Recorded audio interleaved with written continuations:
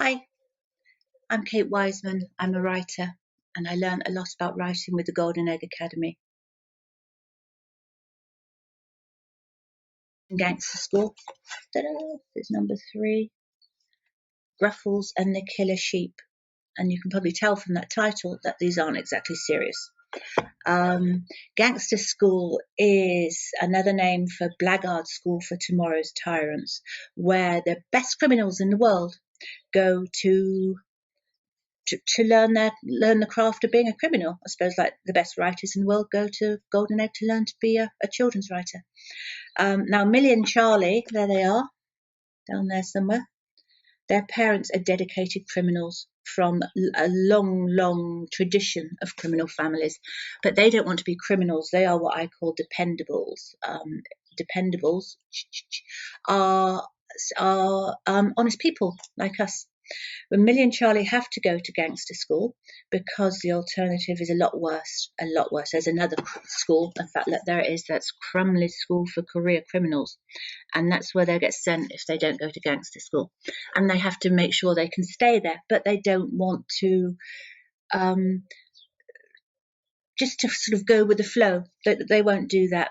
They want to stick to what they believe in. So the Gangster School comedies are all about how they stick to what they believe in, but manage to stay at Blackguard School for Tomorrow's Tyrants, and they meet sort of very over-the-top villains and have mad lessons, and they are great fun to write. They are actually, having said that, they're kind of on hiatus at the moment. I've written 4, and I've got a synopsis for number 5.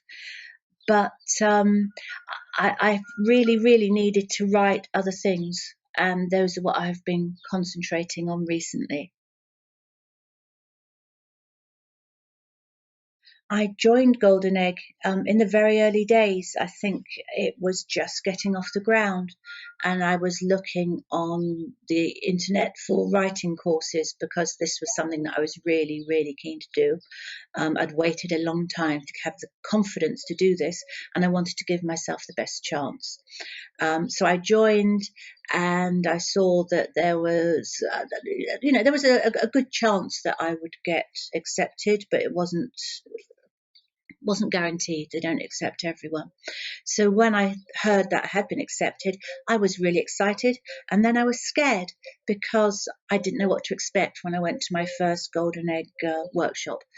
I didn't know if I'd be, I'd stick out like a sore thumb. I didn't know if everyone would be miles better than me. I didn't know if they'd all know each other. But all those fears were dissipated in the first, 10, 15 minutes. It was friendly, it was informative, and I learned an awful lot. So nervousness out the window.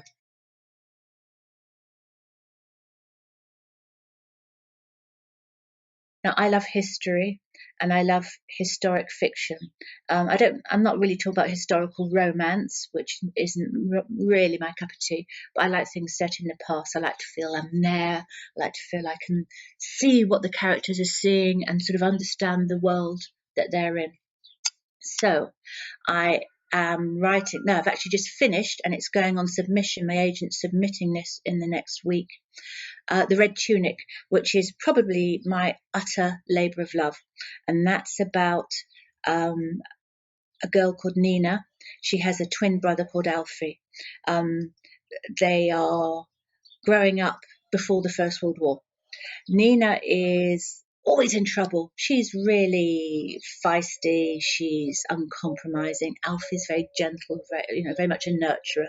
Oh, hair's coming undone. Never mind, who cares? Alfie gets enlisted.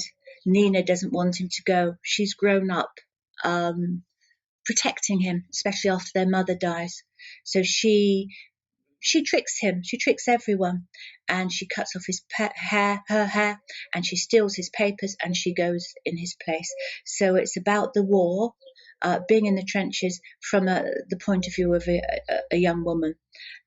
It's taken me 4 years to get it right, and I really want a publisher to pick it up. I really, I sort of go to sleep at night thinking about that, and I wake up thinking about it because it is my labour of love. I'm fascinated by the First World War, by the art that came out of it, by the heroic nature of what, what was expected of everyone. So that's the Red Tunic. Now, the other thing that I am writing, which also feeds into my love of history and also my obsession with mudlarking, are a series of sort of novels. I guess they're for teens, called the Mudlark Mysteries, and they're set in Victorian England. I suppose I ought to tell you what mudlarking is if you don't know. Okay, so mudlarking now is a wonderful hobby where you walk along the shores of the Thames or any river really, but one that's tidal and where things have been dumped. And when the tide recedes, it leaves things that have been dumped there, some of them 2,000 years ago, some of them 100 years ago, some of them 50 years ago, things that have dropped out of people's pockets. And mudlarking now is finding those things, identifying them, researching them. I love it, and I'm a licensed mudlark. In Victorian times, mudlarking was the way that the lowest of the low, the kids, the old ladies, people who couldn't make a living any other way, scraped just enough to survive on if they were lucky.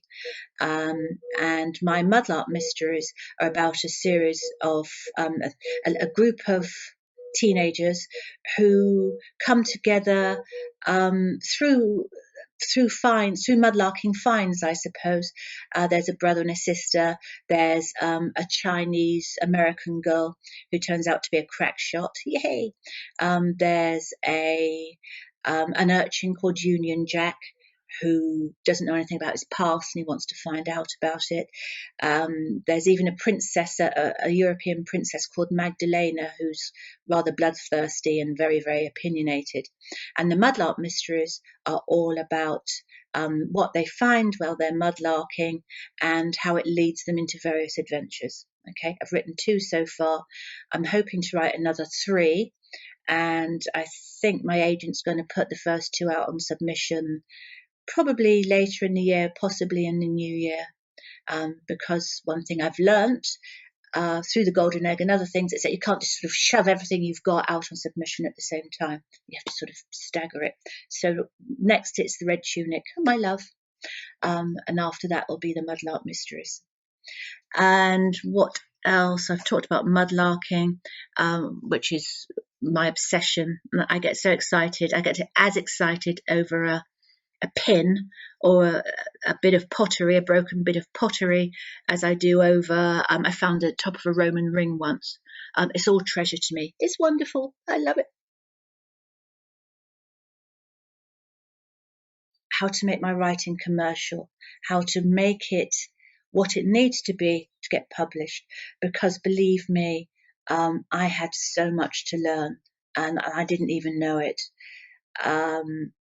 That was the one thing I think that more than anything else that I took from Golden Egg. Friendship, top-notch support, top-notch advice. Go for it.